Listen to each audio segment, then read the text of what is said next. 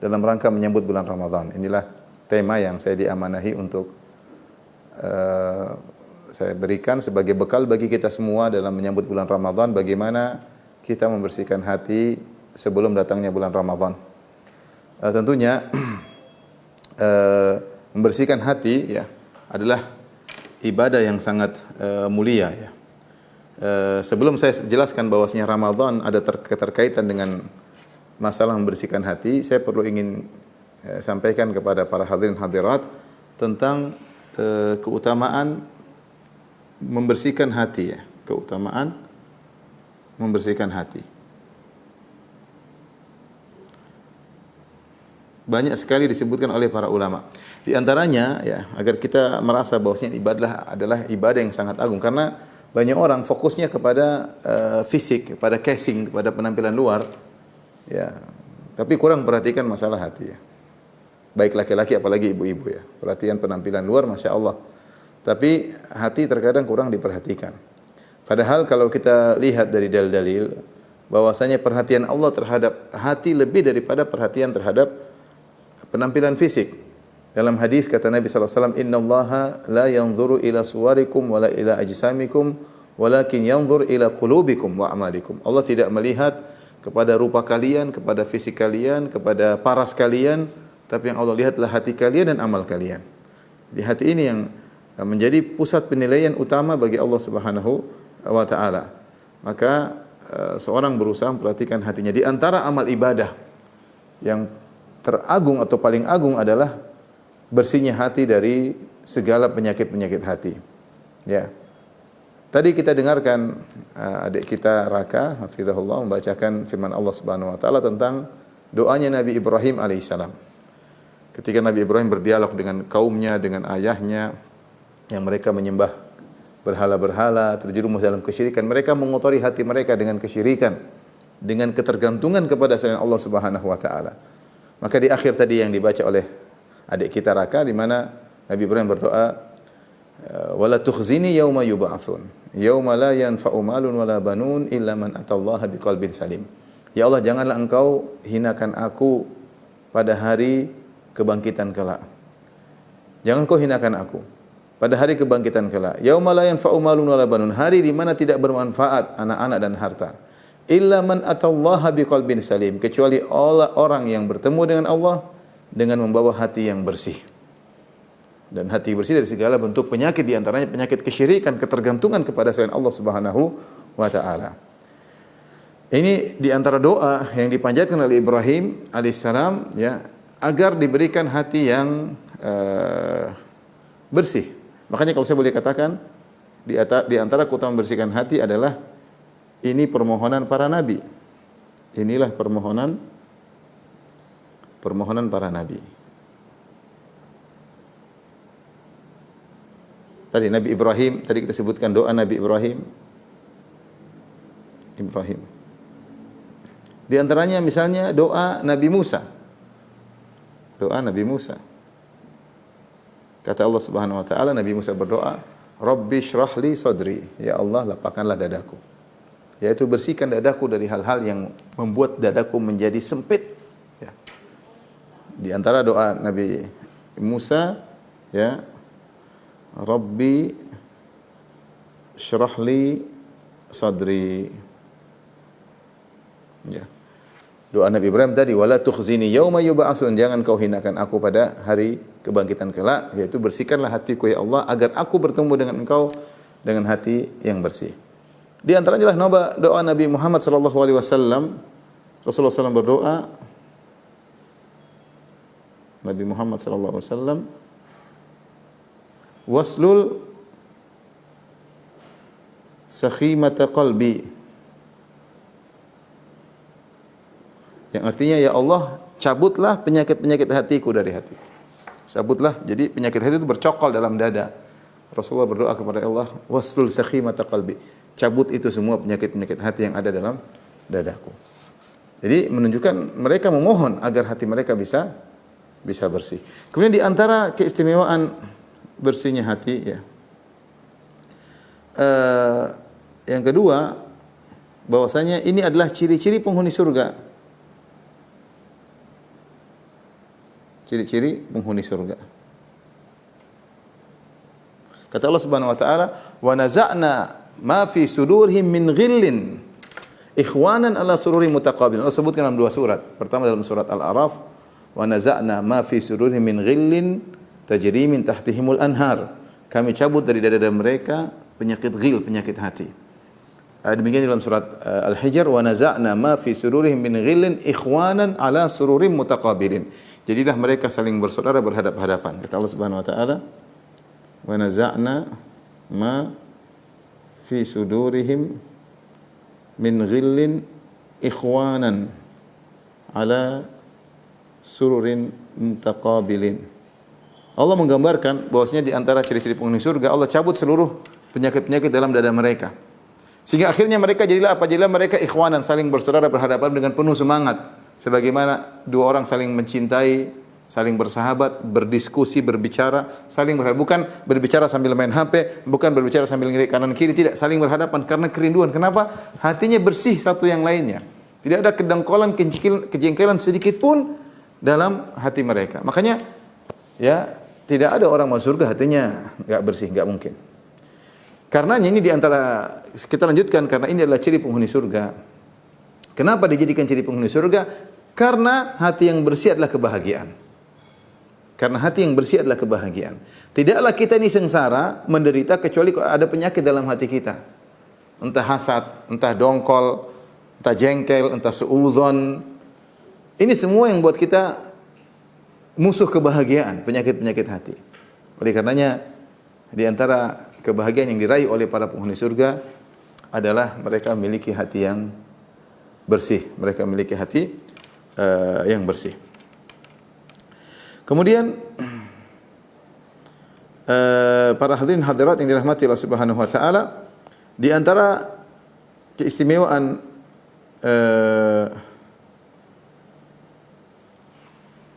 bersihnya hati ini adalah ciri-ciri para nabi. Bersihnya hati merupakan ciri-ciri para nabi, ya. Ciri-ciri para nabi, ya. Allah menyebutkan tentang Nabi Ibrahim alaihissalam, ya. Dalam surat Shafat ayat 83-84 kata Allah Subhanahu wa taala, "Inna min syi'atihi la Ibrahim." Sungguhnya di antara yang mengikuti Nabi Nuh adalah Ibrahim. "Idz jaa'a rabbahu biqalbin salim." Nabi Ibrahim, dia berdoa untuk diberikan hati yang bersih dan dia mendapatkan hati yang bersih. Kata Allah, "Idz jaa'a rabbahu biqalbin salim." Ketika Ibrahim bertemu dengan Rabbnya dengan hati yang bersih. Kita kalau mau cerita tentang kisah Nabi Ibrahim menakjubkan, hatinya bersih banget, ya. Bagaimana Ibrahim alaihissalam dimusuhi oleh satu negeri, dimusuhi oleh bapaknya, dimusuhi oleh satu negeri, semuanya kumpul ingin membakar dia dan membakar dia. Namun dia tidak benci sama sekali dan dia keluar tanpa berdoa, "Ya Allah, hancurkan mereka, mereka telah..." Enggak, sama sekali enggak. Dia berkata, "Inni muhajiran ila Rabbi." Aku akan pergi menuju Rabbku. Sudah ditinggalkan mereka. Hati bersih. Ya. Hati bersih. Oleh karenanya Allah sebutkan Inna Ibrahim la halimun awwahum munib. Di antara sifat Ibrahim halim. Halim itu tidak cepat marah. Orang berbuat salah sama dia, dia sabar, dia sabar. Sampai kalau disebutkan dalam buku tafsir, di antara makna halim itu orang tidak cepat marah dan mudah maafkan. Kalau ada orang yang mengganggu dia, menghina dia, hanya mengatakan hadakallah. Dia doakan, semoga Allah beri hidayah kepadamu. Inilah Ibrahim alaihissalam. Ya. Diusir dari kotanya, dari Babilonia, kemudian pergi ke negeri Syam, dan dia tidak marah-marah. Ya. Dia sabar menghadapi itu semua. Karena hatinya bersih, tidak dendam. Bahkan dia berusaha mendoakan ayahnya, padahal ayahnya dalam kondisi musyrik, kemudian ditegur oleh Allah Subhanahu wa taala. Tidak ada dendam baginya, ya. Ya, tidak ada dendam baginya. Ibrahim alaihissalam. Bahkan ketika terjadi cekcok antara istrinya Sarah dan Hajar, Ibrahim juga tidak ngamuk-ngamuk kepada Sarah dan tidak ngamuk pada Hajar, sabar. Orangnya, hatinya bersih, Nabi Ibrahim alaihissalam. Kemudian Nabi Muhammad sallallahu alaihi wasallam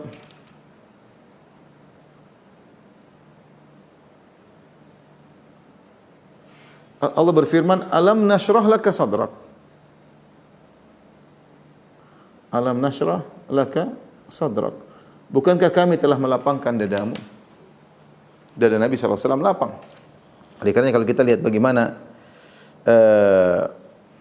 Rasulullah SAW bersabar dalam berdakwah, luar biasa ya. Nabi SAW. Bagaimana ketika Rasulullah SAW diusir oleh orang-orang Taif, dilemparin, kaki beliau sampai penuh dengan darah, diejek, dihinakan ketika beliau keluar dari kota Taif, disambut dengan orang-orang gila dan anak-anak. Ini salah satu bentuk pengejekan terhadap Nabi SAW. Nabi keluar sambil berdarah. Kemudian datang malaikat gunung mengatakan, la in syi'ta, ya, kalau kau berkehendak ya Muhammad, la utbiqanna alaihimul akhsyabain, aku akan mengangkat dua gunung, aku timpakan kepada mereka. Malaikat gunung diutus oleh Allah untuk memenuhi permintaan Rasulullah SAW. Rasulullah SAW mengatakan, jangan, ya, sungguhnya inni arju an yukhrijallahu min aslabihim man ya'budullaha wa la yusyriku bihi syai'a. Aku berharap Allah mengeluarkan dari keturunan mereka orang-orang yang beribadah kepada Allah, tidak berbuat syirik sama sekali. Dan itu dikabulkan. Sebenarnya hati tidak jengkel, tidak dendam. Rasulullah SAW juga pernah bercerita tentang seorang nabi. Kata Nabi SAW, yahki nabiyan. Rasulullah menghikayatkan seorang nabi. Admahu qaumuhu, kaumnya membuat wajahnya berdarah. Wa huwa yamsahud dam, sang nabi tersebut mengusap darah dari wajahnya sambil berdoa, Rabbi ghfirli qaumi fa innahum la ya'lamun. Ya Allah, ampunilah kaumku, sungguhnya mereka tidak tahu. Sungguh bersih dada mereka. Kalau orang dizalimi biasanya kan jengkel, marah. Ini bukan cuma memaafkan, bahkan memberi uzur kepada mereka dan mohon ampunan buat mereka. Rabbi ghfirli qaumi fa innahum la ya'lamun. Ya Allah, ampuni mereka karena mereka tidak tahu, mereka melukaiku karena mereka tidak ngerti. Ya Allah, ampunilah mereka. Bagaimana bersih hati mereka. Lihatlah Nabi SAW ketika berdakwah dimusuhi oleh orang Quraisy, dimusuhi oleh orang-orang kerabatnya sendiri. Dan Rasulullah SAW tidak jengkel sama mereka, tidak. Rasulullah SAW bahkan sedih ketika mereka tidak beriman. Dan Allah sebutkan dalam Al-Quran, wala tahzan alaihim. Allah mengatakan, jangan kau terlalu bersedih dengan mereka, wahai Muhammad. Sampai Rasulullah SAW begitu sedih, seakan-akan Rasulullah SAW ingin bunuh diri karena saking sedihnya. Fala'allaka bakhi'un nafsaka ala atharihim illam yu'minu bihadzal hadithi asafa. Bisa jadi kau sangat berat kesedihan, wahai Rasulullah, tatkala mereka tidak beriman dengan Al-Quran. Jadi Rasulullah SAW sangat sayang kepada umatnya, meskipun di orang-orang kafir, meskipun dia diejek, dihina, tapi dia sedih ketika mereka tidak beriman kepada Allah Subhanahu wa taala. Ini adalah sifat para nabi. Demikian juga tentunya ini merupakan sifat orang-orang saleh, ya.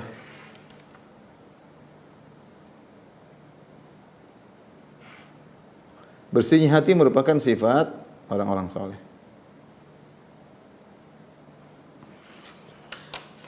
Kita lihat bagaimana para ulama hati mereka ya sangat bersih, ya. Berkata Sufyan bin Dinar kepada Abu Bishr, salah seorang ulama salaf, Sufyan bin Dinar berkata, "Akhbirni an a'mali man kana qablana." Kabarkanlah kepadaku tentang amal orang-orang sebelum kita. Apa kata Abu Bishr? "Kanu ya'maluna yasiran wa yu'jaruna katsiran." Mereka dahulu beramal biasa, beramal sedikit, tapi pahala mereka diganjari dengan ganjaran yang besar. Amal mereka sedikit, ganjarannya besar. Apalagi kalau amalannya banyak. Kalau Sufyan, walimadaka, kok bisa amal sedikit tapi pahalanya besar? Kata Abu Bishr, li salamati sudurihim. Karena ya hati mereka yang bersih. Karena hati mereka yang bersih. Demikian juga Iyas bin Muawiyah, ya, bin Qurrah an abihi, dia meriwayatkan dari ayahnya tentang sifat para sahabat Nabi sallallahu alaihi wasallam. Apa kata ayahnya? Kana afdhalahum indahum al-madin, kana afdhaluhum indahum, yakni al-madin aslamahum sadran wa aqallahum ghibatan.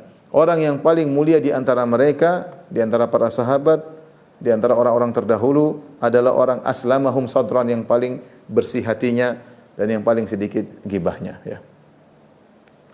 Dalam hadis Rasulullah SAW menyebutkan, ya, bahwasanya bersihnya hati, orang yang bersih hatinya bersih, orang yang terbaik, mukmin yang terbaik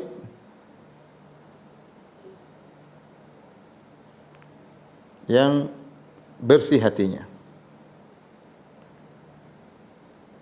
Suatu hari Rasulullah SAW ditanya, ayu mu'min afdal? Ya Rasulullah, mu'min mana yang paling afdal? Kata Nabi SAW, ya, mu'min yang paling afdal siapa? Kata Nabi SAW, kullu saduqil lisan makhmumil qalb. Itu setiap orang yang lisannya jujur dan hatinya disapu.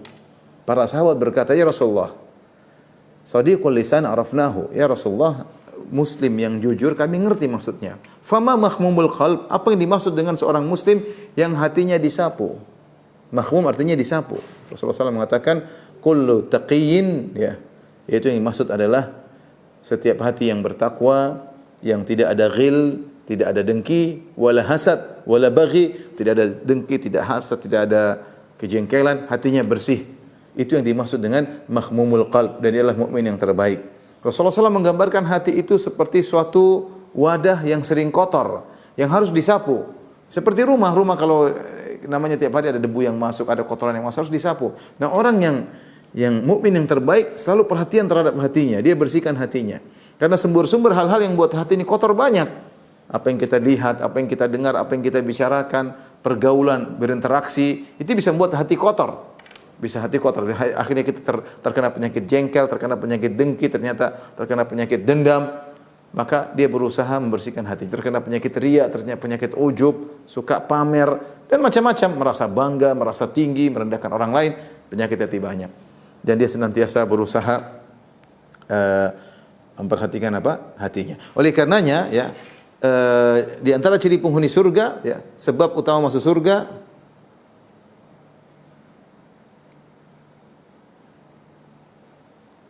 hati yang bersih.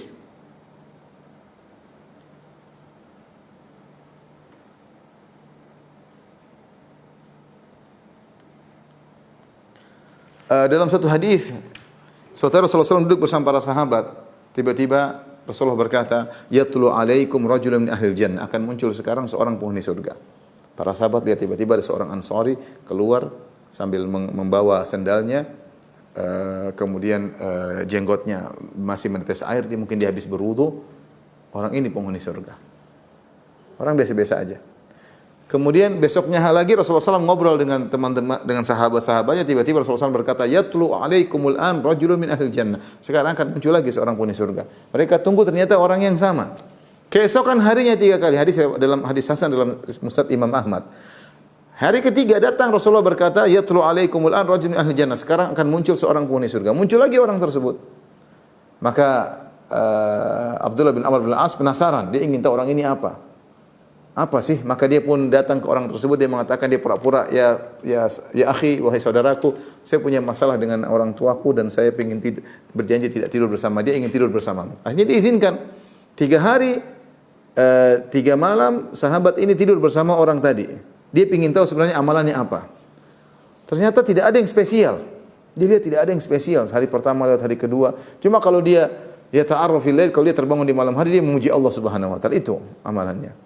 Setelah 3 hari, akhirnya dia mengaku, dia bilang, "Wahai fulan, tidak ada masalah antara saya dengan ayahku. Tetapi saya heran Rasulullah SAW 3 hari bilang kau penghuni surga. Amal apa yang kau lakukan?" Ya. Karena saya tidak melihat sesuatu yang spesial. Amal apa yang kau lakukan sehingga Nabi SAW menyebutkan engkau mau surga sampai 3 hari berturut-turut. Maka dia mengatakan, "Ma illa ma ra'aitahu. Ma indi amalun illa ma ra'aitahu." Tidak ada suatu amal kecuali yang kau lihat. Akhirnya saya tidak melihat apa. Akhirnya sahabat tadi Abdullah bin Amr bin As pergi. Kemudian dia mengatakan, "Falamma wallaitu qala." Tatkala saya ingin pergi, dia mengatakan, dia sampaikan, "Tidak ada amalku kecuali yang kau lihat. Hanya saja aku tidak pernah hasad kepada seorang pun dan aku tidak pernah dengki kepada seorang pun. Hanya saja hatiku bersih. Aku tidak pernah dengki kepada siapapun dan aku tidak pernah hasad kepada nikmat yang Allah berikan kepada seorang pun. Aku tidak pernah hasad." Kata Abdullah bin Abdul Aziz, "Hadzal ladzi la nutiquhu." Ini yang kami tidak mampu, ini yang berat. Bersihnya hati ini yang berat. Oleh karena orang yang hatinya bersih mudah untuk masuk surga. Kemudian mungkin ciri terakhir yang kita sampaikan, keutamaan hati bersih, hidup bahagia. Hidup bahagia. Saya bilang tadi, sebab kita tidak bahagia adalah karena hati kita yang kotor. Dengki buat kita sengsara, dendam buat kita sengsara. hasad membuat kita menderita, ya. Suudzon melulu membuat kita pikiran enggak tenang, ya. Seperti itu, ya. Ini ya, penyakit-penyakit ini yang membuat kita sengsara. Nah, kalau penyakit tersebut bisa kita bersihkan, hati kita bersih, maka kita akan menjadi orang yang bahagia. Sesungguhnya masih banyak keutamaan-keutamaan hati. Ini sekedar sebagian yang ingin sampaikan kepada rekan-rekan sekalian agar kita semangat untuk membersihkan hati kita. Taib, kaitannya dengan bulan Ramadan. Sudah? Kaitannya dengan bulan Ramadan. Kita tahu bahwasanya bulan Ramadan ya, mengajari kita untuk membersihkan hati. Di antara efek dari Ramadan, pertama mengajarkan kita membersihkan hati, dan efeknya hati kita akan bersih jika Ramadan kita puasa kita jalankan dengan baik. Di antara hal yang menunjukkan akan hal ini dalam suatu hadis yang diriwayatkan oleh Imam Ahmad dari Yazid bin Abdullah bin Syikhir anil A'rabi, qala sami'tu Rasulullah sallallahu alaihi wasallam yaqul, dari seorang Arab Badui dia berkata, aku mendengar Rasulullah sallallahu alaihi wasallam berkata. Kemudian dia menyebutkan hadis bahwasanya Rasulullah sallallahu alaihi wasallam bersabda, "Shaumu syahris sabr wa thalathati ayyam." Ya. Min kulli syahrin yudhibna wahras sadri. Puasa di bulan yang penuh kesabaran, ya, mungkin di musim panas dan yang lainnya. Wal thalathati ayyam min kulli syahr, dan puasa 3 hari setiap bulan, yudhibna wahras sadri, akan menghilangkan penyakit-penyakit hati. Wahras sadri dijelaskan oleh Ibnu Battal dalam Syarah Sahih Al-Bukhari. Wahrah dari wahrah artinya du'aibah hamra, itu semacam cacing kecil yang ada di binatang kecil yang ada di tanah dan dia lengket. Dia lengket. Rasulullah mengibaratkan bahwasanya penyakit hati seperti binatang kecil yang lengket di tanah tersebut. Maka butuh untuk dilepas lengketannya, karena penyakit hati kalau sudah masuk dalam hati seorang, lengket dia. Kalau dendam dia lengket, kalau hasad dia lengket, harus dilepasin. Lengket. Caranya diantaranya adalah dengan berpuasa 3 hari tiap bulan. Puasa 3 hari tiap bulan dia. Maka ketika seorang berpuasa, dia berusaha meraih hal tersebut agar dia bisa bersih hatinya, dan dia menghindarkan diri dari hal-hal yang buat dia bisa dongkol dalam merusak hatinya. Makanya Rasulullah SAW mengatakan Sahih Bukhari, wa idza kana yaumu siyami ahadikum, jika salah seorang dari kalian sedang berpuasa, fala yarfuth wala yafsuk wala yaskhab. Kalau kalian sedang berpuasa, maka jangan teriak-teriak, jangan berkata-kata kotor, jangan maki-maki, wala yaskhab, jangan teriak-teriak. Itu beradab ketika berpuasa. Wa in sabbahu ahadun, kalau ada seorang yang mencacinya, au qatalahu, atau mengajak dia bertengkar, falyaqul inni mar'un shaim, katakanlah aku sedang berpuasa. Ini di antara sebab ketika sedang puasa kita menjaga adab agar hati kita tidak kotor. Kita bilang mohon maaf, saya sedang berpuasa. Saya sedang berpuasa. Oleh karena percuma kalau kita berpuasa kemudian hati kita kotor. Dendam, dongkol, jengkel, ya puasa kita bisa jadi enggak ada nilainya. Apalagi sudah masuk sedang bulan Ramadan kemudian masuk dalam medsos, bertengkar di dalam komentar-komentar, nyinyir-nyinyiran sedang bulan Ramadan karena masalah duniawi, karena masalah politik, nyinyiran, jengkel-jengkelan, hina-hinaan, gibah-menggibah, namimah dan macam-macam. Hati ini kotor dan puasa kita tidak ada faedahnya. Makanya Rasulullah SAW mengatakan, ya, rubba sha'imin laisa lahu min siyamihi ilal ju' wal atas. Betapa banyak orang berpuasa dia tidak mendapatkan dari puasanya kecuali lapar dan dahaga. Wa rubba qa'imin laisa lahu min qiyami ila sahr wa ta'ab. Dan betapa banyak orang salat malam berjam-jam mungkin, dan dia tidak mendapatkan kecuali hanya begadang dan keletihan, hanya begadang dan keletihan, ya. Karenanya seorang, ya, berusaha agar bisa menjalani ibadah bulan Ramadan dengan membersihkan hatinya. Semaksimal mungkin dia bersihkan hatinya, sehingga dia ibadah dengan tentram, bisa baca Quran dengan tentram, bisa beraktivitas dengan tentram, terutama di bulan Ramadan. Betapa syariat ingin agar seorang hatinya bersih, terutama dalam menghadapi bulan Ramadan. Karena kalau orang hatinya kotor, jengkel-jengkelan sama orang, dendam-dendaman sama orang, khawatir tidak diampuni dan khawatir pahalanya tidak diterima oleh Allah Subhanahu wa taala. Dalam satu hadis kata Rasulullah sallallahu alaihi wasallam, "Thalathatun la turfa'u salatuhum fawqa ru'usihim shibran." Ada 3 orang yang salatnya tidak akan diangkat di atas kepalanya, artinya tidak naik tidak diterima oleh Allah Subhanahu wa taala. Allah berfirman, "Ilaihi yas'adul kalimut thayyibu wal 'amalus shalih yarfa'uh." Kata Allah Subhanahu wa taala dalam Al-Qur'an, kepada Allah lah diangkat kata-kata yang baik dan amal saleh diangkat oleh Allah Subhanahu wa taala. Nah, kalau amal saleh tidak terangkat, tidak diterima. Kata Nabi, "Salasatun la turfa'u lahum salatuhum fawqa ru'usim shibran." Ada 3 orang yang amal saleh tidak diangkat, tidak diterima oleh Allah Subhanahu wa taala. Di antaranya kata Nabi sallallahu alaihi wasallam, "Al-akhwani mutasariman." 2 orang yang saling ngambek-ngambekan, saling diem-dieman, saling hajar-menghajar, saling boikot-memboikot, saling dongkol-dongkolan. Tidak diterima salatnya. Waliyadzubillah. Kalau salat tidak diterima, bisa jadi puasa tidak diterima. Salat lebih agung daripada puasa.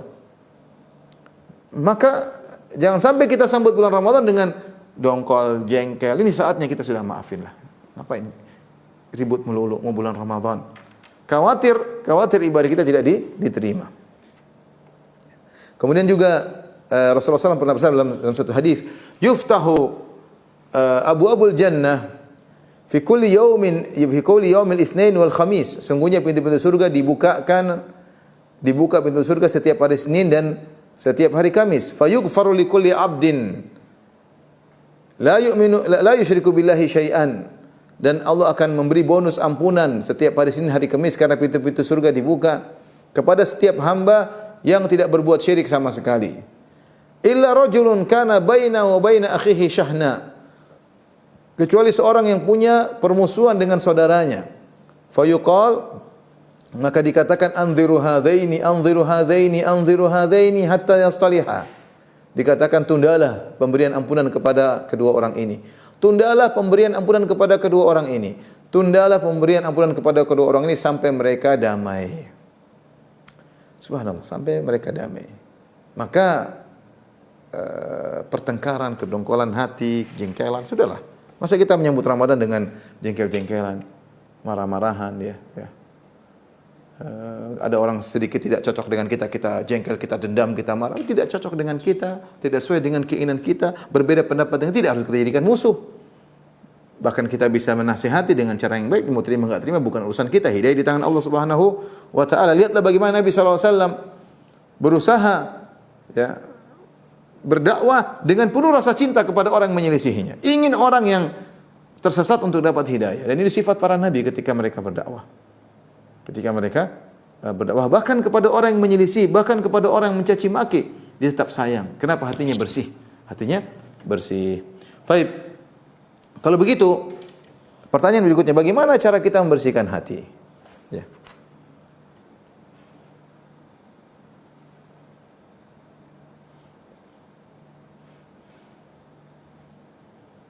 Cara membersihkan hati.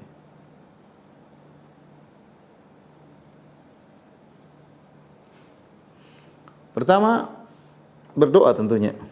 Berdoa yang banyak. Doa-doa tersebut, ya,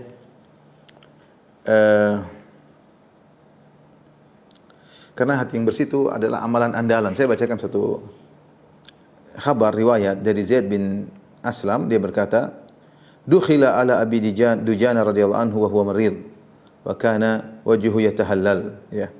Orang-orang masuk menemui Abu Dujana radhiyallahu anhu. Abu Dujana terkenal, yang seorang mujahid yang berperang dalam perang Uhud, yang dia mengikatkan kepalanya dengan isabah hamra, dengan menggunakan sorban berwarna merah. Dan orang bilang kalau dia sudah pakai sorban warna merah berarti dia akan bertempur sampai titik darah penghabisan. Kemudian dalam sebuah riwayat dia pun berjalan dengan jalan sombong di hadapan musuh. Sampai Nabi mengatakan, "Innaha lamisyatun tughdibullah atau yughdhibuhallah illa fi hadzal makan." Ya. Kata Nabi sallallahu alaihi wasallam, sungguhnya cara jalan seperti inilah cara jalan yang dibenci oleh Allah Subhanahu wa taala, illa fi hadzal mautin, kecuali dalam kondisi peperangan, buat jengkel musuh. Intinya Abu Dujana radhiyallahu anhu, seorang mujahid yang sangat terkenal, ketika dia akan meninggal dunia, maka wa kana wajhuhu yatahallal, maka dia sakit, wajahnya berseri-seri. Faqila lahu ma liwajhika yatahallal, kenapa wajahmu berseri-seri? Faqala ma min amali syai'un awthaqu indi min isnatain. Tidak ada suatu amal yang paling aku harapkan bertemu dengan Allah kecuali 2 amalan. Kuntu la atakallamu fi ma la ya'nini. Pertama, aku tidak pernah ngomong tentang perkara yang bukan urusanku, yang tidak ada manfaatnya untukku. Aku tidak pernah ngomong, dia diam. Manusia hobinya komentar sana, komentar sini, padahal bukan urusan dia, komentarnya pun tidak ada yang dengar. Tapi ngomong, hobi ngomong melulu, enggak mau mendengar. Kata dia pertama, kuntu la atakallam fi ma la ya'ni. Aku tidak pernah ngomong tentang perkara yang bukan urusanku. Wal ukhra fa kana qalbi lil muslimina saliman, dan hatiku bersih terhadap kaum muslimin. Aku tidak pernah hasad, tidak pernah dengki, tidak pernah dongkol, tidak pernah dendam, tidak pernah suudzon. Hatiku bersih terhadap kaum muslimin. Jadi menganggap ini adalah amalan yang diandalkan. Dan ini dikatakan oleh Ibnu Rajab Al-Hambali rahimahullahu taala, ya. Beliau mengatakan afdhalul a'mal, amalan yang paling baik salamatus sadr minal syahna'i kullihi. Kata dia amal yang terbaik, dan ini beliau sebutkan dalam kitab Jami'ul Ulum wal Hikam dalam Syarh Arba'in Nawawiyah. Dia mengatakan amalan yang terbaik bersihnya hati dari segala bentuk kedongkolan dan kebencian. Amal yang terbaik. Bagaimana tidak terbaik? Seorang hatinya bersih, jadi penghuni surga dan macam-macam sebagaimana kita jelaskan. Baik, cara membersihkan hati pertama adalah berdoa, dan doa-doa yang diajarkan oleh Nabi sallallahu alaihi wasallam banyak. Di antaranya Allahumma ati nafsi taqwaha wa zakkiha anta khairu man zakkaha anta waliyyu maulaha. Allahumma ati nafsi taqwaha, ya Allah berikanlah ketakwaan pada jiwaku. Wa zakkiha, bersihkanlah hatiku. Anta khairu man zakka, engkau adalah sebaik-baik yang membersihkan hatiku. Anta waliyuha maula, engkau adalah pengurus hatiku, engkau yang mengatur hatiku, bersihkanlah hatiku. Di antara doa Nabi doa kepada Allah Subhanahu wa taala, ya muqallibal qulub, tsabbit qalbi ala dinik. Ya Allah yang bolak-balikkan hati manusia, bersihkan hatiku di atas agamamu. Hatiku ini berbolak-balik ya Allah, kadang dongkol, kadang riya, kadang ujub, kadang sombong, kadang merendahkan orang lain, kadang suudzon. Berbolak-balik, enggak pernah berhenti. Kokohkanlah di atas agamamu. Jadikanlah hatiku hati yang benar. Di antara doa yang diajarkan oleh Nabi sallallahu alaihi wasallam, Allahumma inni a'udzubika min qalbi la yakhsha. Ya Allah, aku berlindung kepada Engkau dari hati yang tidak khusyuk. Di antara doa Nabi sallallahu alaihi wasallam ketika berjalan menuju masjid, waj'al fi qalbi nuran. Allahumma ja'al fi qalbi nuran. Ya Allah, jadikanlah cahaya dalam hatiku. Cahaya yang menerangi hatiku, yang menghilangkan penyakit-penyakit hati.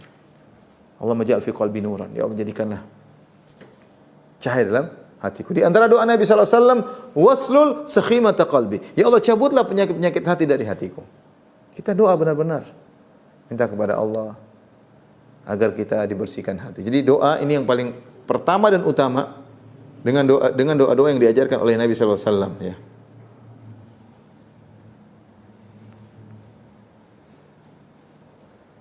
Tadi sudah kita sebutkan banyak, ya, bisa saya mau tulis banyak sekali. Misalnya Allahumma ati nafsi taqwaha wa zakkiha anta khairun man zakkaha. Nanti bisa di googling, ya. Ya Allah, berikanlah ya takwa pada hatiku. Seperti juga ya muqallibal qulub tsabbit qalbi ala dinik. Ini di antara doa. Di antara doanya misalnya tadi waslul sakhimata qalbi. Ya Allah, cabutlah dari dadaku penyakit-penyakit hatiku. Allahumma ja'al fi qalbi nuran. Allahumma ja'al fi qalbi nuran. Saya harapkan ibu-ibu sekalian menghafal doa-doa ini dan dibacakan dalam sujud, ketika salat malam. Hati ini kita lemah. Kita tidak bisa mengontrol hati kita. Hati lemah. Terkadang hati kita berkhianat tatkala kita menginginkannya. Betapa sering hati kita berkhianat. Kita salat, kita pengen khusyuk, enggak bisa. Kita salat, kita pengen khusyuk, hati kita enggak bisa, melayang kemana-mana, mikirkan macam-macam. Maka berdoa kepada Allah Subhanahu wa taala. A'udzubika min qalbi la yakhsha. Allahumma inni a'udzubika min qalbin la yakhsha. Baik, ini di antara doa-doa. Tapi sebab kedua agar hati kita bisa bersih, jangan suka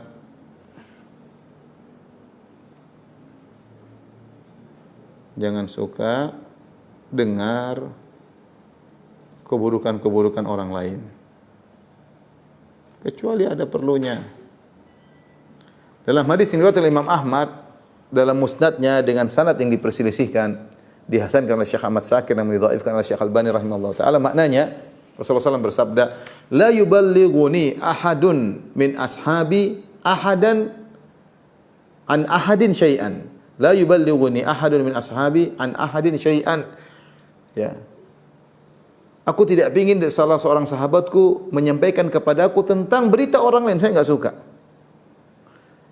Fa inni uhibbu an akhruja ilaikum wa ana salimus sadar. Aku suka keluar bertemu dengan kalian, hatiku bersih. Jadi Rasulullah tidak ingin Rasulullah dengar cerita ini katanya si fulan gini, si fulan gini, si fulan. Rasulullah tidak ingin, dia ingin hatinya bersih. Kenapa? Karena kalau kita sudah mendengar aib-aib orang, pasti kita punya hati berbeda terhadap orang tersebut. Artinya bukan tidak boleh sama sekali, boleh, tapi kalau ada benar-benar darurat baru kita dengar. Kalau enggak perlu. Hati kita menjadi kotor, hati kita menjadi benci, menjadi sultan sama orang ketika kita mendengar orang mengungkap aib-aib orang lain.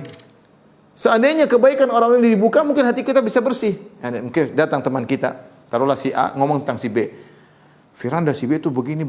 Saya dengar keburukan, hati saya jadi enggak enak sama dia. Kok kalau ketemu dia kayaknya orang ini enggak ada nilainya. Padahal orang ini tidak adil. Coba kalau dia ceritakan juga kebaikan orang ini, mungkin saya bilang ya biasa, manusia punya salah. Dia punya salah, saya juga punya salah. Akhirnya hati saya bisa lapang. Tapi ketika saya sering mendengar keburukan fulan, hati saya menjadi kotor. Ini susah kita membersihkan hati, sementara kita kerjaannya adalah mendengar aib-aib orang lain, ya. Oleh karena kalau ada orang datang kemudian bercerita tentang aib seorang, enggak usah dengar. Terutama ibu-ibu, ya. Terutama ibu enggak usah dengar. Orang pernah datang kepada saya, "Ustaz, ini ada cerita Ustaz." Saya bilang, "Tentang apa?" "Tentang si fulan, masalah si fulan, si fulana." Saya bilang, "Enggak, saya enggak mau dengar." "Ini Ustaz dengar dulu Ustaz, ini versi saya." "Saya enggak mau dengar," saya bilang. "Saya enggak benar cukup. Saya enggak ada keperluan kecuali saya ditugaskan menasihati dia. Tapi kalau cuma dengar doang tanpa ada nasihat, buat apa? Bikin hati saya menjadi kotor." Saya bilang, "Enggak perlu, saya enggak mau dengar. Saya enggak mau dengar versi siapapun." Dia bilang sama istri saya, saya juga, kata istri saya juga enggak, saya enggak mau dengar. Enggak usah dengar. Sudah urusan mereka sendiri. Ya. Kemudian di antara bersihnya hati adalah mengucapkan salam, menyebarkan salam.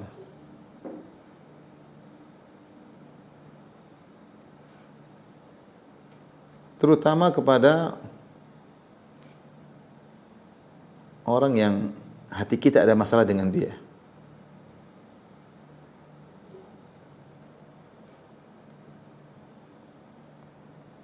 Dengannya, ya. Kita mungkin hasad sama orang, kirim salam sama dia. Kita mungkin jengkel, kirim salam sama dia. Dengan kirim salam tersebut akan menumbuhkan rasa cinta kasih. Sehingga kedongkolan itu bisa dicabut, bisa hilang. Sebagaimana dalam hadis Nabi SAW, "La tadkhulul jannata hatta tu'minu." Kalian tidak akan masuk surga sampai kalian saling mencintai. "Wala tu'minu kalian tidak akan masuk surga sampai kalian beriman. "Wala tu'minu hatta tahabu." Dan kalian tidak akan beriman sampai kalian saling mencintai. "Awala adukum ala syai'in idza fa'altumuhu tahabbtum." Maka aku ajarkan kepada kalian tentang suatu perbuatan, jika kalian melakukannya kalian akan mencintai. Apa itu? Afshus salam bainakum. Tebarkanlah salam di antara kalian. Salam ini, makanya kalau kita kirim salam si fulan, enggak apa-apa. Bu, tadi ibu fulan kirim salam sama anti. Masya Allah. Kita jadi bagaimana? Hati kita jadi bersih. Tadi kita dongkol sama dia jadi hilang. Dia kirim salam buat saya. Jadi hilang kedongkolan. Subhanallah. Kemudian tahabu, saling beri hadiah untuk agar saling mencintai. Ada orang mungkin jengkel sama kita kasih hadiah, akan hilang kejengkelannya. Dia hasad sama kita telepon gimana kabarnya, kita ketemu, kita hormati, Masya Allah engkau, dia akan hilang. Manusia tuh hatinya tidak bisa dia paksa untuk dendam terus. Kalau kita buat baik sama dia, sudah. Ahsin ilan nasi tasta'bid qulubahum, kata seorang penyair, berbuat baiklah kepada orang, kau akan mengambil hatinya. Ini di antara sebab untuk menghilangkan kedongkolan di antara kaum muslimin. Kita pun kedongkolan kita kirim salam kepada orang yang hati kita bermasalah dengan dia. Kemudian di antaranya jauhilah berburuk sangka. Ini juga yang buat hati kita kotor. Berburuk sangka. Ya ayyuhalladzina amanu jtanibu katsiran minadh-dhann, hai orang beriman, jauhlah kalian dari kebanyakan berburuk sangka. Dosa berburuk sangka itu. Apa kata sebagian ulama? Berburuk sangka adalah suatu perbuatan yang kalaupun benar kamu pun salah, apalagi kamu salah. Kita buruk sangka, ada orang tidak ada apa-apa kita buruk sangka sama dia. Enggak boleh. Kalaulah persangkaan kita itu pun benar, kita tidak haramkan berburuk sangka, apalagi kalau salah. Kita hanya boleh berburuk sangka kalau indikasinya banyak banget, indikator-indikator menunjukkan harus kita berburuk sangka, baru kita berburuk sangka. Tapi hukum asal kita husnudzon kepada sama kaum muslimin. Husnudzon. Yang lebih pedih, lebih menderita ketika kita harus berburuk sangka kepada orang terdekat kita. Hubungan kita dengan dia tidak bisa menjadikan kita percaya kepada dia secara penuh, buat kita berburuk sangka tanpa alasan berburuk sangka. Kita yang menderita. Bayangkan seorang suami yang senantiasa berburuk sangka kepada istrinya, dia menderita, pada istrinya enggak ada apa-apa. Bayangkan seorang istri yang selalu berburuk sangka kepada suaminya, dia menderita.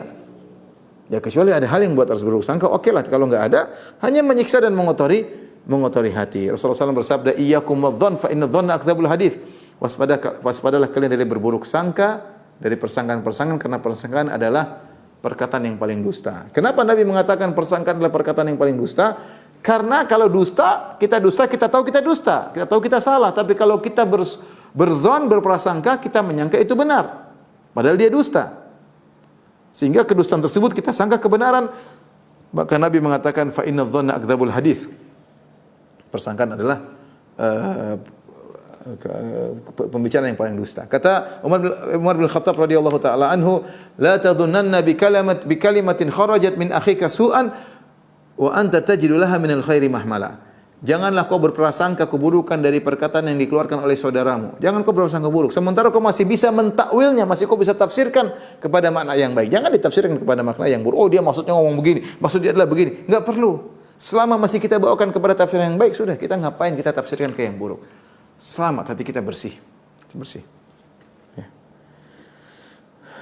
Kemudian di antaranya membuat hati kita mudah untuk bersih, ridha dengan pemberian Allah.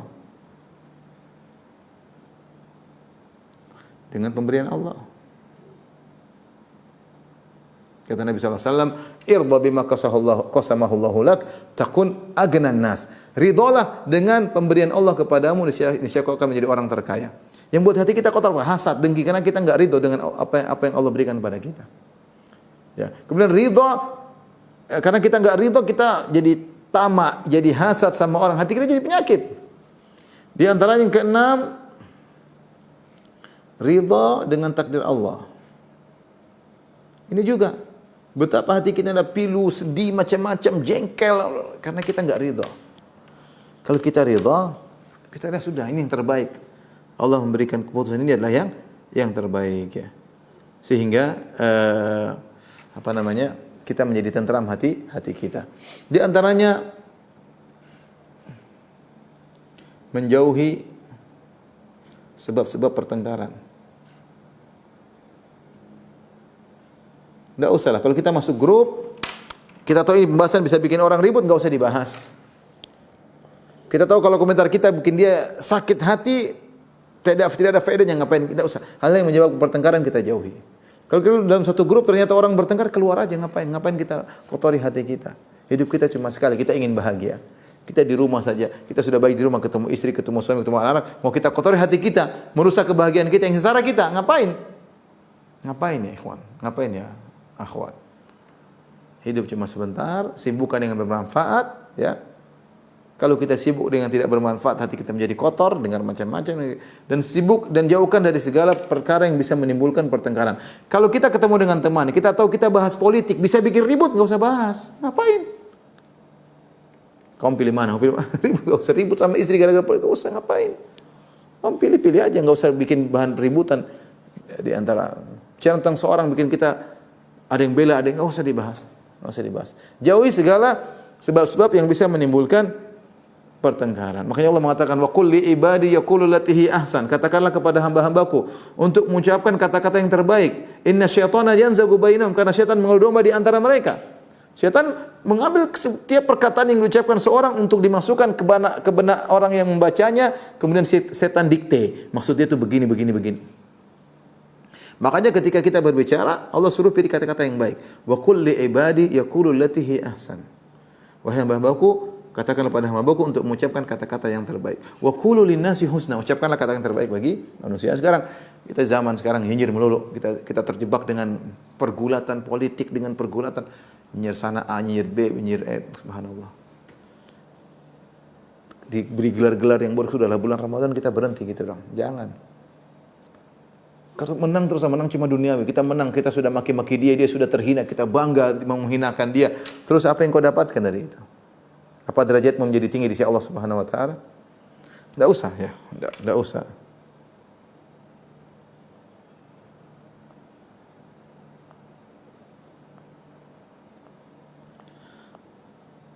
Taib,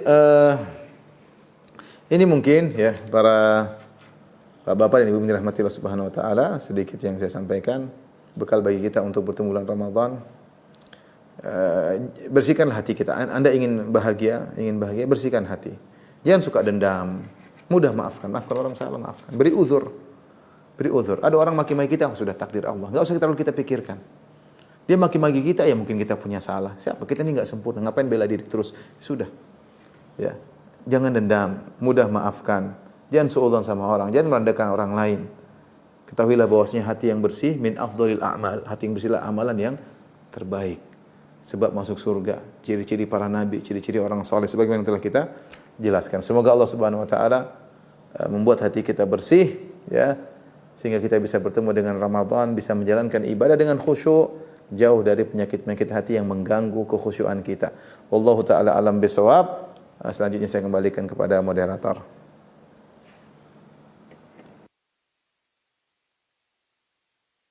Ustaz Firanda, Dr. Firanda Andir Jasi MA, insyaallah sudah memberikan pencerahan kepada kita semua, teman-teman semua, membersihkan hati menyambut bulan suci. Kita lanjutkan untuk sesi tanya jawab.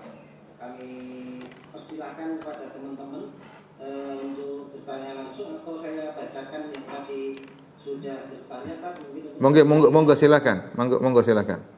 Ada yang raise hand, Mas.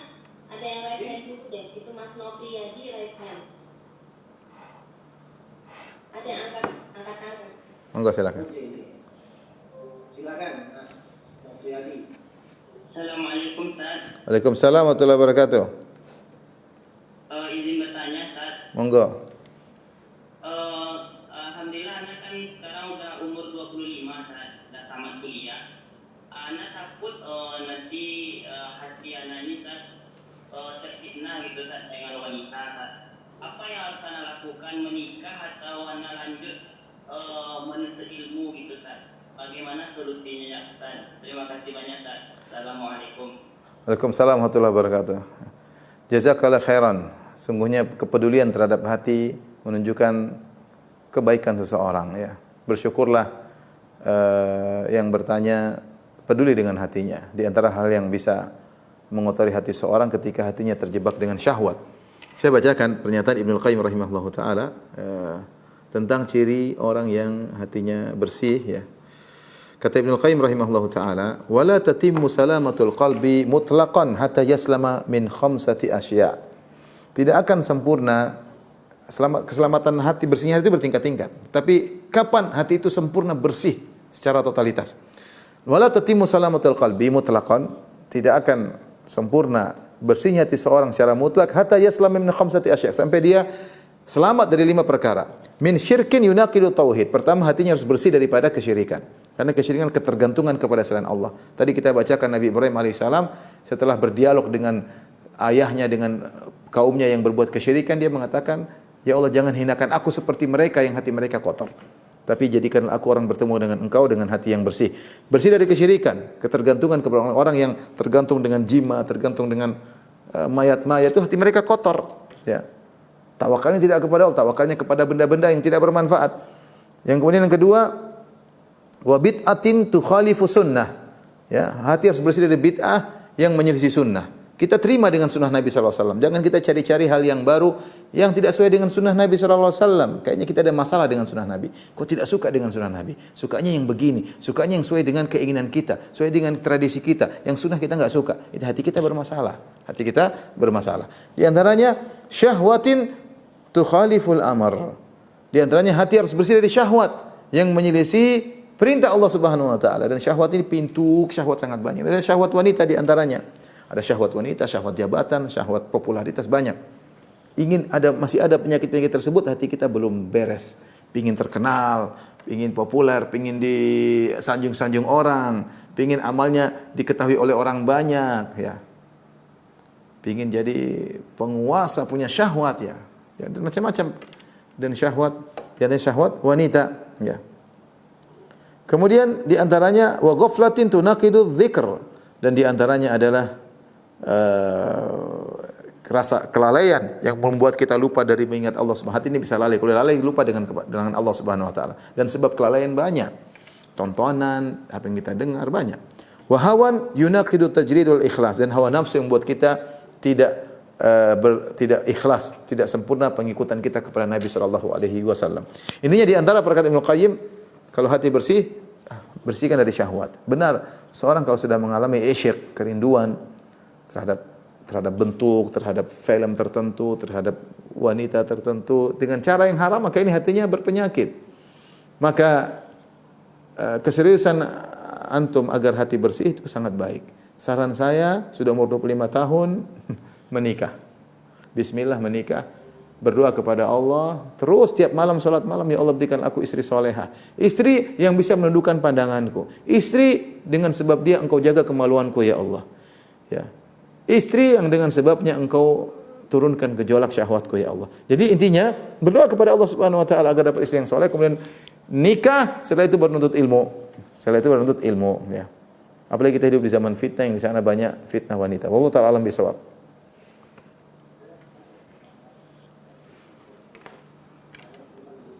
Suaranya? Kita lanjutkan untuk saya bacakan pertanyaan. Nggih.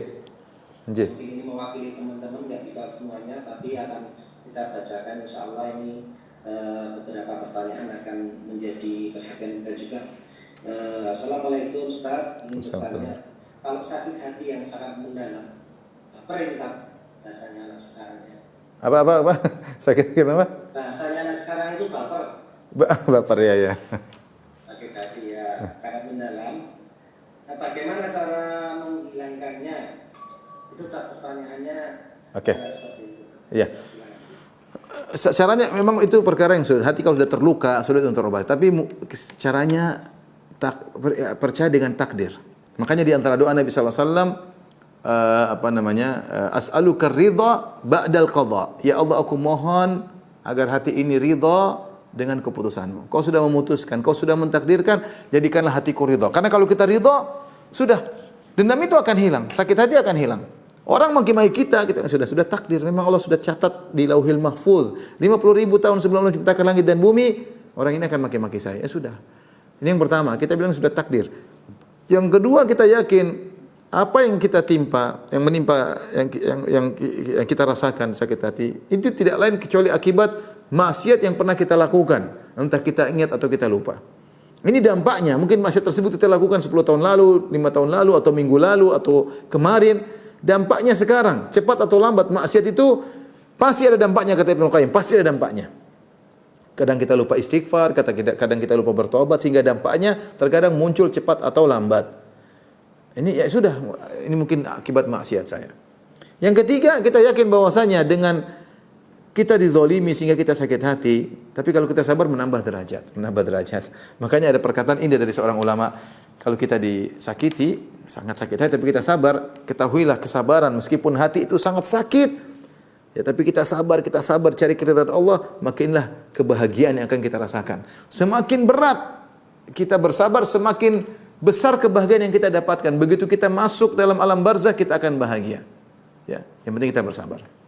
Jadi sebenarnya perkaranya, ya maksudnya kalau kita mikir melulu nggak akan selesai. Emang kalau kita mikir sakit hati kemudian yang kita benci kemudian bakalan mati, akan jatuh, akan hina, enggak juga. Terkadang kita sakit hati dia tambah naik. Jadi karenanya kita cuekin aja sudahlah. Kata Allah Subhanahu wa taala, wa inna sa'ata la'atiyatun fasfahis safhal jamil. Sungguhnya hari kiamat akan datang, maka maafkanlah, lapangkanlah dadamu. Ngapain kau mikir-mikir panjang, hidupmu cuma sebentar. Sebentar lagi akan meninggal dunia. Ngapain kita buang waktu kita, peras jantung kita terperas, otak kita terperas untuk mikirin orang yang kita dendam. Enggak usah. Itu yang sudah takdir Allah Subhanahu wa taala, sibukkan dengan beribadah. Sudah, saya tidak akan mungkin terlewatkan dari ujian ini. Di antara sabda Nabi sallallahu alaihi wasallam kepada seorang agar meyakini, ma asabaka lam yakun liyukhti'ak. Apa yang sudah Allah tetapkan akan menimpamu, kau tidak bisa menghindarinya. Wallahu ta'ala alam bisawab. Masyaallah, alhamdulillah. Masih ada beberapa pertanyaan lagi ya, Tad ya. Monggo. Allah sudah kami bacakan. Namun saya selangi pertanyaan saya sendiri juga ya Pak. Iya, silakan. Sering kali mumpung saya ingat kita itu berhadapan dengan orang yang kadang-kadang hatinya itu sangat baik kepada kita. Ya nggak perlu kita jabarkan, hatinya sangat baik kepada. Tapi suatu saat dia itu kayak berubah, bahkan menyakitkan hati kita, menyakitkan hati orang tua kita. Jadi kita mau bersikap itu kadang-kadang sulit. Ini kayak orang yang berkepribadian ganda gitu. Kalau pas baik-baik banget, tapi kalau pas mengecewakan hati kita luar biasa. Nah ini gimana tak kita berhadapan dengan orang seperti ini? Apakah kita juga harus bagaimana? Jadi kadang-kadang kita bingung, kadang-kadang baik banget, tapi kadang-kadang luar biasa kita sakit hatinya. Orang tua kita juga tersakiti dan lain. Silakan Pak. Ya udah, kita bilang manusia tidak ada yang sempurna. Demikianlah, kesempurnaan itu hanya ada di akhirat. Subhanallah, kita diberikan kenikmatan di sekitar. Kita punya kawan, kita punya mungkin pasangan hidup, kita mungkin punya anak, kita mungkin punya orang tua. Tidak ada yang sempurna. Ada sisi kekurangan mereka. Agar kita tahu dunia ini bukan tempat ketentraman kita. Ya.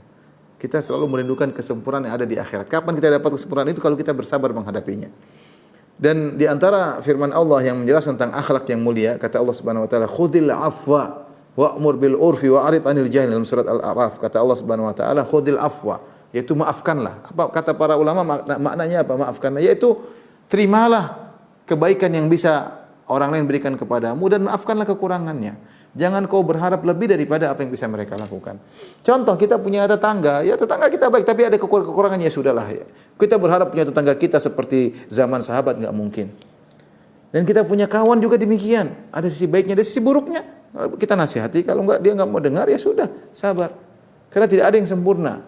Ayah kita tidak sempurna, ibu kita tidak sempurna, begitu sayang kepada kita, namun terkadang menjengkelkan. Anak kita tidak sempurna, baik sama kita, namun terkadang menjengkelkan. Istri kita yang sangat kita cintai tidak sempurna, sangat baik sama kita, namun terkadang menjengkelkan. Suami kita sangat baik sama kita, namun sering menjengkelkan. Terus mau diapain? Mencari kesempurnaan di mana? Kata seorang penyair, "Turidu sahiban la aiba fihi, wa halil udu yafuhu bila dukhani." Kau ingin cari teman yang tidak ada aibnya?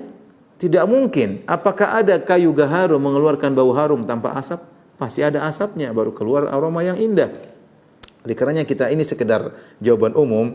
Ya ada teman-teman kita seperti itu. Dia baik tapi kadang-kadang menjengkelkan. Apa yang kita lakukan? Coba kita diskusi sama dia. "Mas, Masya Allah engkau baik sekali. Selama ini saya dapati engkau baik. Kok kenapa kemarin ngomong kayak gitu? Ada apa mas?" Diskusi. Tidak perlu kita tuduh dia punya perbedaan ganda lah, inilah. Kita diskusi. Kalau ternyata dia tidak terima, sudah. Begitulah manusia. Tidak ada yang sempurna. Teman kita sangat kita sayang dan kita tahu dia sangat sayang sama kita. Namun di saat-saat yang kita perlukan dia tidak hadir, mau diapain? Di saat-saat kita butuh pembelaan, dia tidak bela kita. Mau diapain? Selama ini dia baik. Untuk Allah ajarkan kepada kita tidak ada yang sempurna. Tidak ada yang sempurna, ya. Wallahu taala alam bisawab. Terima kasih Ustaz. Ini ada pertanyaan dari teman kita juga, Mbak Linda. Assalamualaikum Ustaz. Kalau kita sedang diuji dan kita merasa terpuruk dan merasa putus asa dan mempertanyakan apa salah kita sehingga Allah memberikan ujian, apakah ini termasuk hadiah yang juga? Bagaimana kita tetap bersabar dan ikhlas menerima setiap? Iya, itu tanda-tanda bahwasanya hati kita bermasalah ya. Pertama kita enggak boleh putus asa. Wala ta'asu min rauhillah. Innahu la ya'asu min rauhillah ilal qaumul kafirun. Janganlah kalian putus asa dari rahmat Allah. Sungguhnya tidak ada yang putus asa dari rahmat Allah kecuali orang kafir. Itu sifat orang kafir, putus asa kepada Allah Subhanahu wa taala. Sifat orang-orang buruk adalah suudzon kepada Allah Subhanahu wa taala. Bukankah kita tahu musibah yang menimpa kita ada dua sebabnya? Sebab pertama dosa-dosa kita yang kita lakukan dan kita pasti berdosa. Tidak mungkin kita bilang apa salah saya. Salah kita banyak. Salah kita sama orang tua kurang berbakti, salah kita sama anak kurang perhatian, salah kita sama suami kurang berbakti, kurang tunduk, ngangkat suara depan suami. Kita kurang bersyukur kepada Allah atas nikmat yang kalau kita bicara kesalahan banyak ya, pasti kita punya salah. Yang kedua, terkadang Allah menguji kita bukan karena kesalahan, tapi Allah ingin agar kita iman kita naik, agar kita naik kelas, agar kita naik pangkat dalam keimanan. Ya. Karena ujian, ya sebagaimana dikatakan fitnah, ujian adalah dalam bahasa Arab adalah artinya membakar, sebagaimana emas yang kotor dimasukkan dalam api, dibakar, maka menghilangkan karatan-karatannya atau hal yang mengotorinya, maka muncullah emas murni. Maka demikian dalam ujian ini banyak ujian ya. Para nabi, para orang soleh, apa dosa mereka? Mereka tidak dosa, tapi ujian mereka paling banyak. Ujian mereka paling banyak. Asyadun nasi bala'an al-anbiya, thumma salihun, thumma al-amsal fal-amsal. Orang yang paling banyak diuji adalah para nabi, kemudian orang soleh, dan selanjutnya. Yubtala ar-rajulu ala qadri imanihi. Seorang diuji berdasarkan kadar keimanannya. Kita tidak minta diuji oleh Allah, tapi ujian itu pasti datang. Nah, kalau ujian datang, pertama introspeksi diri. Yang kita bilang, salah saya apa? Saya tidak punya salah. Nggak bisa. Kita pasti punya salah. Anda tidak mengecek hati Anda. Hati Anda pasti bermasalah. Di antara masalah, Anda tidak merasa bersalah. Di antara masalah, Anda tidak merasa bersalah. Siapa kita tidak punya masalah? Siapa kita yang tidak punya dosa? Di antara masalah hati, di antara dosa hati adalah merasa tidak berdosa. Ya. Yang tadi, kalaupun kita tidak punya dosa, Allah ingin mengangkat derajat kita, maka sabar. Maka sabar. Dan masih banyak orang diuji lebih berat daripada kita, mereka bisa menghadapinya. Jadi ketika kita dapat ujian kemudian kita bilang apa salah saya, harus kita introspeksi diri sendiri. Kok saya ujub sih? Kok saya merasa enggak punya dosa sih? Kenapa hati saya seperti ini? Istighfar kepada Allah. Istighfar, Rabbighfirli, Rabbighfirli, Rabbighfirli. Seperti itu. Allah Ta'ala alam bisawab. Insyaallah. Mungkin dari teman-teman langsung juga bisa misalnya ini tanya pada Ustaz Firanda, monggo kami persilahkan. Nanti kita selingi pertanyaan langsung ya Pak, biar suasananya lebih hidup. Monggo. Tapi nanti akan kita bacakan lagi pertanyaan berikutnya. Monggo, enggak jadi kayaknya, Mas. Tadi Mas Lutfi kayaknya acungkan tangan tadi Mas Lutfi Abdian. Hati berubah-ubah, Mas. Hati berubah-ubah. Atau mungkin tangannya nanti sendiri tadi. Enggak. Mungkin sudah terjawab. Silakan. Kalau ada pertanyaan. Mungkin ibu-ibu yang sering tanya biasanya ikut kajian Mama Deda itu, Curhat Yama itu, ibu-ibu MC88 kami silakan kalau bertanya. Untuk ketemu Ustaz kita loh, Masya Allah. Zaman sekarang Mas yang curhat bukan ibu-ibu aja, bapak juga curhat sama. Curhatnya sama siapa Pak? Monggo silakan. Silakan ini, Mas Lutfi, ada nggak itu Mas Lutfi? Unmute, di unmute. Oke. Boleh saya bertanya? Monggo Mas. Assalamualaikum warahmatullahi wabarakatuh. Waalaikumsalam warahmatullahi wabarakatuh. Begini Ustaz, masalah menjaga hati ini bagi saya pribadi kadang-kadang seperti garis tipis lah ya, seperti kebanggaan, suatu kebanggaan. Seorang anak bangga kepada orang tuanya atau orang tua yang bangga kepada anaknya. Kadang-kadang saya sendiri takut untuk membanggakan sesuatu, karena kadang terasa membanggakan sesuatu itu ketika kita tergelincir sedikit, seperti kita berada di area kesombongan gitu Ustaz. Apakah seperti itu Ustaz dengan ini korelasinya dengan menjaga hati itu? Bagaimana kita harus menjaga suatu kebanggaan yang benar-benar kebanggaan tanpa ada rasa kesombongan itu seperti apa Ustaz? Mungkin itu aja Ustaz. Iya. Assalamualaikum. Assalamualaikum warahmatullahi wabarakatuh. Para ulama dulu membahas tentang namanya penyakit ujub. Di antara ciri-ciri ujub adalah al-ihsas bitamayyuz, merasa beda, merasa hebat. Itu di antara penyakit ujub. Kita boleh merasa punya kelebihan dengan syarat kita yakin itu dari Allah dan kita tahu itu adalah amanah dan ujian agar kita bisa mensyukurinya. Jadi antara hal yang bisa membuat kita tidak ujub, tidak merasa bangga, lupa diri, seakan-akan itu karena diri kita sendiri. Dan itulah ujub. Ujub itu apa? Merasa lebih daripada yang lainnya, tapi tidak merasa ini anugerah Allah, tapi karena saya bisa pintar mengatur keuangan, saya bisa berhasil dalam keduniaan. Lupa bahwa itu semuanya dari Allah Subhanahu. Kepintaranmu dari Allah, otakmu dari Allah, pengalamanmu juga dari Allah. Keberhasilan juga dari Allah. Betapa banyak orang lebih pintar daripada kita tidak berhasil. Betapa banyak orang lebih banyak pengalaman tidak berhasil. Kapan kita merasa mampu tanpa ada andil dari Allah, itulah ujub. Tapi kalau kita merasa mampu karena bimbingan dari Allah dan itu benar-benar dalam hati kita, saya ini berhasil, saya enggak bisa apa tapi karena Allah Subhanahu wa taala, maka insya Allah namanya tidak ujub, itu tidak jadi masalah. Di antara hal yang buat kita agar tidak terjebak dalam ujub, kita merasa semua kelebihan yang Allah berikan kepada kita adalah ujian dari Allah. Karena kita dituntut untuk bersyukur. Kita diberi kecerdasan, apa rasa syukurmu? Engkau diberi kepandaian berorasi, apa rasa syukurmu kepada Allah? Apa sumbangsimu untuk dirimu di akhirat dan untuk Islam dan kaum muslimin? Seperti itu. Jadi hati-hati ketika kita merasa punya kelebihan, kita utarakan kepada orang lain. Allah Maha tahu. Anda mengutarakannya karena bersyukur kepada Allah atau karena ingin merasa saya hebat daripada yang lainnya. Allah Maha tahu.